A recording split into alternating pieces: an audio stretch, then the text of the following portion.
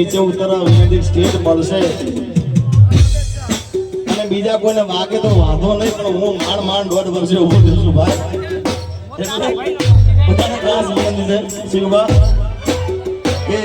જે લોકો આ બાજુ વધારાના જે લોકો હોય એમને ખાસ વિનંતી કે બધા નીચે ઉતરી જાય મહેમાનો સિવાય બધાને વિનંતી જય હો અરે લીલું નાવહની